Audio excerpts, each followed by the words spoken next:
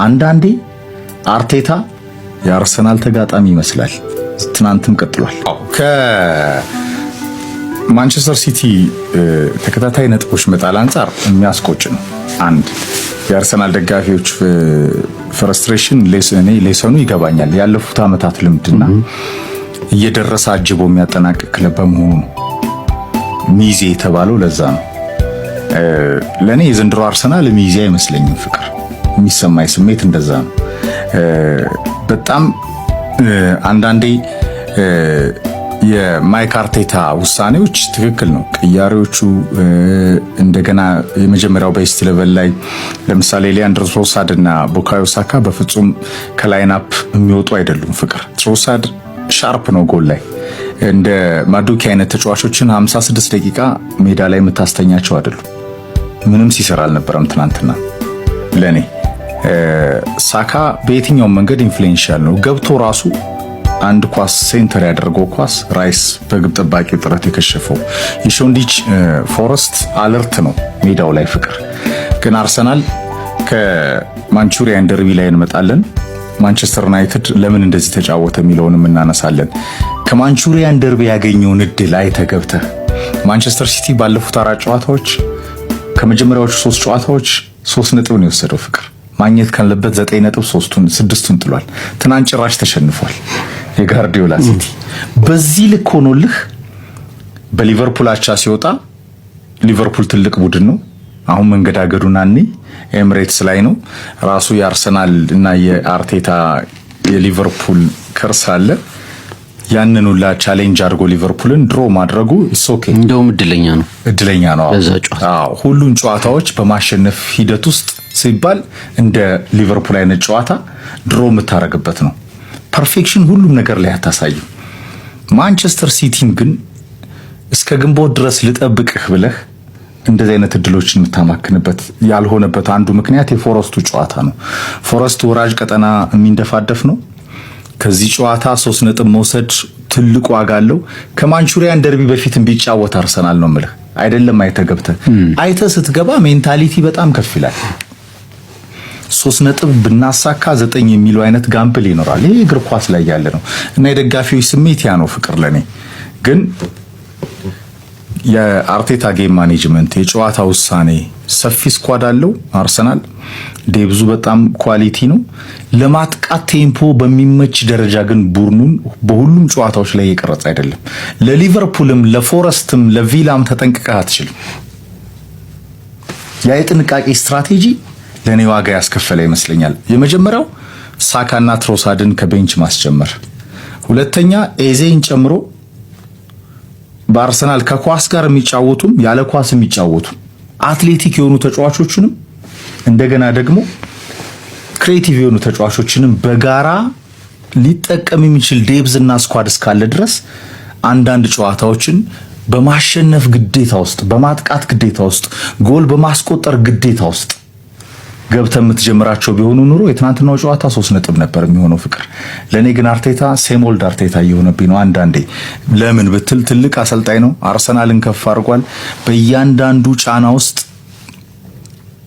ከፊት የሚገኘው አርሰናል ነው። አርሰናልን የመሰለ የትም የለም። በፈርጉሰን ቅኝት ያለ ይመስለኛል ለኔ። ፍቅር ድንቅ ተከላካዮች ዋንጫዎችን ያመጡልሃል። አጥቂዎች ደግሞ ጨዋታዎችን ነው የሚያሸንፉልህ። አጥቂዎች ጨዋታዎችን ያሸንፉልሃል። በጣም ድንቅ የተከላካይ መስመር ስትገነባ ዋንጫዎችን ያመጡልሃል። ብሂል ለአርቴታ እየሰራ ነው። ልክ ነህ። ማጋሊሽ፣ ሳሊባ የአርሰናል ባክፎር በፍጹም ጎል የሚቆጠርበት አይደለም። ራያም ፎረስት ማጂክ ቢኖረው እንደ ብራይተን ለማዳን እድል ነበረው። አርሰናል ግን የማጥቃት ሪሶርሱን ኦዴጋርድ ሲፈዝ ሜሬኖና ኤዜን የበለጠ ወርክሬታቸውን ከፍ አድርገህ ከዮከሬስ አጣምረህ ጋብሪኤል ጂሰስን የመጨረሻው ማጂክ የምትጠቀምበት አድርገህ ከሃርቫርስም ተመልሶልሃል። ቡካዮ ሳካ፣ ትሮሳርድ የመሳሰሉ ኮከቦችን ይዘህ ለሊቨርፑልም በጌም ፕላን ለድሮ ለፎረስትም ያውም ማንቹሪያን ደርቢ ላይ ዩናይትድ ሁለት አሰርተልህ። እውነት ነው ያስቆጫል። አንዳንዴ አርቴታ የራሱ የአርሰናል ተጋጣሚ ይመስላል። ምቦይሞን ተመልከቱት። ቦታውን ለቆ ሲወጣ የሲቲ ተከላካይ ይከተለዋል። ምቦይሞ ለቆ የወጣው ቦታ ላይ አማድ ይገኛል። ከዛም ኳስ ቡርኖ ጋር ስትደርስ ከቡርኖ የምንጠብቀውን ምርጥ ፓስ ያደርጋል። አማድም በዚህ መልኩ ከተቀበለ በኋላ ጥሩ እርጋታ በታየበት እንቅስቃሴው ጎሏን ቢያስቆጥርም ኦፍሳይድ ተብሏል። ምቦይሞ እዚህ ጋርም ጥሩ እንቅስቃሴ ያደርጋል፣ ለራሱ ክፍት ቦታ የፈለገበት መንገድ። ከዛም ቡርኖ ኳሷን መጥኖ መስጠቱ ጎሏ ለመገኘቷ ትልቅ ምክንያት ሆኗል። ስለ ቡርኖ ፓስ ደግሞ ሳወራ በጣም ያስገረመኝ አንድ ፓስ አለው። ምናልባት ሌሎች ተጫዋቾች ቢሆኑ ይህንን በቀጥታ ለአማድ እግሩ ስር ነበር ፓስ የሚያደርጉት። እናም አማድ ኳስ እንደያዘ ቶሎ ድሪብል ማድረግ የሚችልበት ሁኔታ ውስጥ ስላልሆነ ሌሎች የሲቲ ተጫዋቾች ቶሎ ወደ ቦታቸው ሪከቨር ሲያደርጉ ልንመለከታቸው እንችላለን። ቡርኖ ፈርናንዴዝ ግን አማድ እንዲሮጥ ኳሷን ፐርፎርማንሱ ደግሞ ሳወራ ደንበኛ 10 ቁጥር ሆኖ ነበር ጨዋታውን ያጠናቀቀው። 10 ቁጥሮች ካላቸው ትልቁ ኳሊቲያቸው አንደኛው ኳስ አታኪንግ ሰርድ ላይ ስትደርስ ጨዋታን የማንበብ ችሎታቸው ከፍተኛ ነው እና ከቡርኖም ያንን ነገር ታስተውላላችሁ። አንዳንድ ጊዜ ወደ ቦክስ ሲሮጥ ትመለከቱታላችሁ። አንዳንዴ ደግሞ ሌሎች ተጫዋቾች እንዲሮጡ ያደርግና እሱ ወደ ኋላ ቀርቶ ኳሶችን ሲጠባበቅ ታዩታላችሁ። ያን በሚያደርግበት ሰዓት ደግሞ እንደ ሮሪ ያሉ ተጫዋቾች ግራ ሲጋቡ ትመለከታላችሁ። ወይ እሱን መያዝ ወይስ ከጀርባ የሚገባውን ሯጩን ተጫዋች መያዝ የሚል የሆነ አይነት ግራ መጋባት ውስጥ ተጫዋቾችን ሲከት ትመለከታላችሁ። በተጨማሪም እያንዳንዱ የዩናይትድ ቻንስ ክሪኤሽን ከሱ ነበር የሚነሳው። የሱ ቀጥተኛ አስተዋጽኦ ነበረበት። እንደምታዩት የተለያዩ ቦታዎች ላይ ይገኛል። አንዴ ኦቨርላፕ ያደርጋል፣ አንዴ የቦክሱ ጠርዝ ላይ የተገኘ ጥሩ ክሮሶችን ያደርጋል። ሲለው ደግሞ ቢትዊን ዘ ላይን ላይ ሆኖ እንደምታዩት መስመር ሰንጣቂ ስሩቦሎችን ያደርጋል። ዩናይትድ እንደ ስኳድ ጥሩ ፐርፎርማንስ ነበር ያደረጉት። ነገር ግን የበለጠ ያስገረሙኝ ከፊት ፍሮንት ላይኑ ላይ የነበሩት 4 ተጫዋቾች ናቸው። ዶርጉን በዚህ ልክ አልጠበቅኩትም። እውነት ለመናገር ያደረጋቸው እያንዳንዱ እንቅስቃሴዎች የተጠኑና የታሰበባቸው እንደሆኑ አመላካች ነበሩ። ለምሳሌ ከተሰጠው ኃላፊነት አንደኛው ወደ ቦክስ ራሽ ማድረግ ነበር እና ያንንም ከጨዋታው መነሻ አንስቶ እያስተዋልኩት ነበር። ለምሳሌ ራሱ ያስቆጠራት ጎል ላይ ከተመለከታችሁ ለምሳሌ ማቲያስ ኩኛህ በቀኝ ክንፍ በኩል ኳስ ይዞ ወደ ባይላይኑ ሩጫውን ሲያደርግ ሌሎች የዩናይትድ ተጫዋቾች ቦክስ አካባቢ ላይ አሉ፣ ግን ተገኙ እንጂ ወደ ቦክስ ራሽ ሲያደርጉ አልነበረም፣ ሲሮጡ አልነበረም። ዶርጉ ግን ያንን ልክ ኩኛህ ወደ ባይላይኑ እንቅስቃሴውን ሲጀምር የሆነ ሴንስ ያደረገው ነገር አለና ለራሱ ያቺን ቦታ ማመቻቸቱ፣ ከዛ ደግሞ የሪኮን ብላይንድ ሳይድ መጠቀሙ ደንበኛ ዊንገር ወይም ኤሊት ስትራይከር የሚያደርጉት አይነት እንቅስቃሴ ነበር የሚመስለው። በአጠቃላይ ከዚህ ጨዋታ ውስጥ ከዩናይትድ ያስተዋልኩት ትልቁ ነገር ኤነርጂያቸው ነው። የምናውቀውን ከዚህ በፊት ደጋግመን ያየነውን ትራንዚሽናል ፉትቦላቸውን ያስመለከቱን፣ ነገር ግን የሁሉም ተጫዋቾች በሚባል ደረጃ ኢነርጂያቸው አስገራሚ ነበር።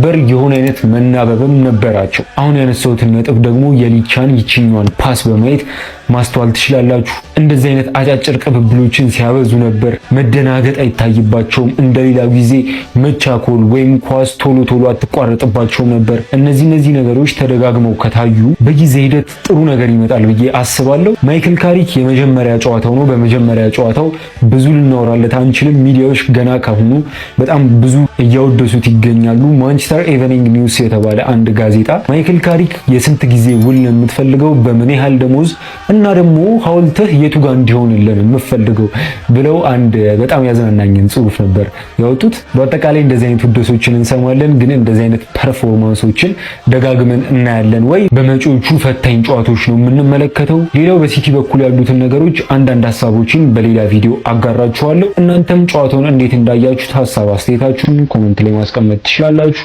እንደዚህ አይነት አጫጭር እግር ኳስ ትንተናዎችና ፖስት ማች አናሊሲሶች ፎሎ ማድረግ አይረሳ። አመሰግናለሁ።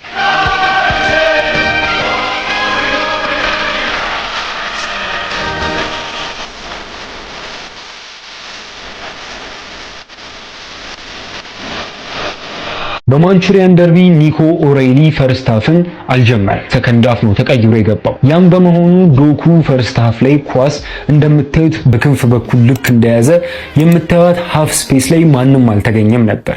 ፈርስት ሃፍ ልክ ዶኩ ኳስ ሲይዝ ወዴት ሊሄድ እንደሚችል መገመት ቀላል ነበር ለዩናይትድ ተጫዋቾች። እንዴት ብትሉ ኒኮ የለም፣ ሃፍ ስፔሱ ላይ የሚገባ ሌላ ተጫዋች ስላሌለ አንድና አንድ የዶኩ አማራጭ ወደ ባይላይኑ እነዛ የተለመዱ ሩጮቹን ማድረግ ነበር። የመጀመሪያዎቹ ደቂቆች ላይም ያንን ሲያደርግ አይተነዋል። ደግሞ ያንን ሊያደርግ ኳስ በተቀበለበት ጊዜ ግን እንደምታዩት ዳሎም ያንን ጠርጥሮ መሮጫ ስፔሱን እየዘጋ ነበር የተጠጋው። ከዛም ሌላኛውን የካሜራ አንግል ስንመለከት ሁለቱም ተጫዋቾች እግራቸውን ወደ ኳስ ይሰነዝራሉ። እንዲሁ በአንድ እይታ ግን አይተን ልንፈርድ የምንችለው የዶኩ እግር ሞር ለኳሷ ቅርብ እንደሆነ እና እንዳልኳችሁ ሁለቱም ሰነዘሩ። ዳሎ ግን ሲሰነዝር በዚህኛው በጫማ ማሰሪያው ነበረ ጀስት ኢንተርሴፕት ሊያደርግ የሰነዘረው። ከዛ ዶኩ ቀድሞ ኳሷን እንደሚነካ ግልጽ ነበር። የዛ ሰዓት ላይ ዳሎ ነጥብ እንደጣለ ገብቶታል። ስለዚህ ሁለት አማራጭ ነው። እግሩ አየር ላይ እንደቀረ ቶሎ ሰብስቦ ከፋውል መቆጠብ፣ ከዛ ግን ለዶኩ ያንን መሮጫ ትራክ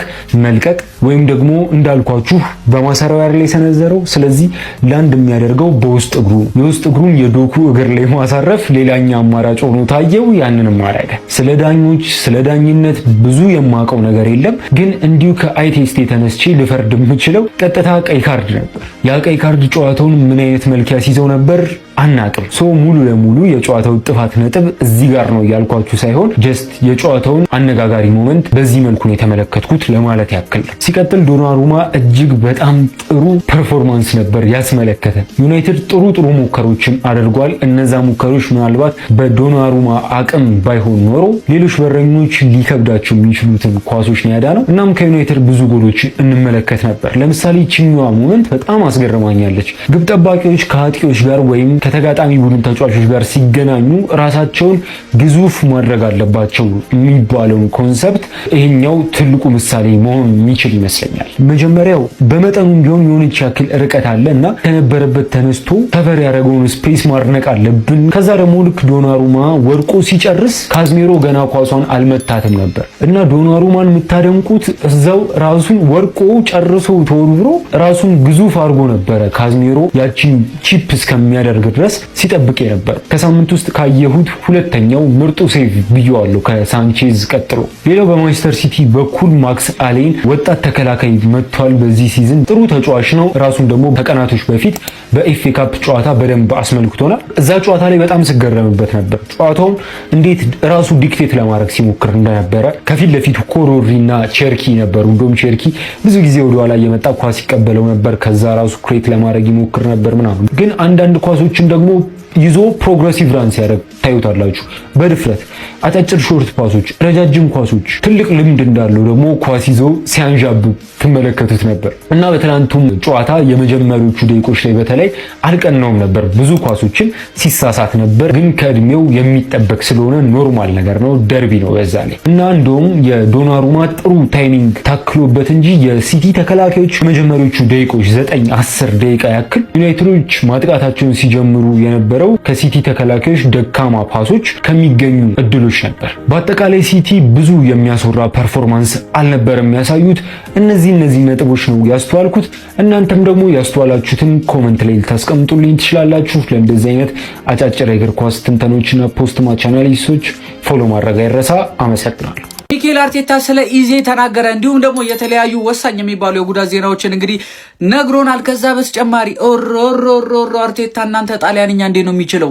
አውለበለበው ነው የምላችሁ። ይሄን ጣሊያንኛ ፍሉዌንትሊ ነው የሚችለው። ተመሸ የተለቀቀ ቪዲዮ ስለሆነ በደንብ ኮፒ ሊንክ፣ በደንብ ሪፖስት እንዲሁም ደግሞ ፎሎ እያደረጋችሁ ቤተሰብ። ሚኬል አርቴታ ስለ ነገው የኢንተር ሚላን ጨዋታ ተጠይቆ ነበር። ሚኬል አርቴታን በአጭሩ እንግዲህ የነገውን ጨዋታ እንዴት ማሸነፍ እንዳለብን ግልጽ እቅድ አለን ሲል እንግዲህ ገልጿል። ሚኬል አርቴታ ስለ ቪክተር ዮኬሬስ ተጠይቆ በፕሪሚየር ሊግ እጅግ በጣም ጫናዎች አሉ። ይህ ደግሞ ቪክተር ዮኬሬስ ላይ ሳይሆን ፕሪሚየር ሊግ ላይ ያሉ አጥቂዎችን ጨምሮ ነው ሲል ገልጿል። እንግዲህ ስለ ቪክተር ዮኬሬስ ከሱ ምን እንደምንፈልግ ያውቃል፣ እሱም ያንን እየሞከረ ነው ሲል እንግዲህ ተናግሯል። ሚኬል አርቴታ እንግዲህ የባለፈው የኖቲንጋም ጨዋታ በአቻ ውጤት መጠናቀቁ እጅግ በጣም አስቆጪ እንደሆነና ያለፉት ጨዋታዎችን የጣልናቸውን ነጥቦች ራሱ እያስታወስን የምንበሳጭበት ጨዋታ ሆኗል ሲል ተናግሯል። ከዛ በተጨማሪ እኛ ኖቲንጋም ጋር የሄድነው ለማሸነፍ ነበር፣ ግን ያ አልሆነም ሲል ተናግሯል። ሚኬል አርቴታ ሪካርዶ ካላፊዮሪ፣ ፔሮ ሂንካፔ እንዲሁም ማክስ ዶማን ከነገው ጨዋታ ሙሉ ለሙሉ ውጪ መሆናቸውን አረጋግጧል። እንዲሁም ደግሞ ክርስቲያን ሞስኬራ ወደ ልምምድ ተመልሷል። ጋዜጠኛው እንዲህ ብሎ ይጠይቋል። ማርቲን ኦዴጋርድ በኖቲንጋም ጨዋታ ጊዜ ካሳየው ደካማ እንቅስቃሴ በኋላ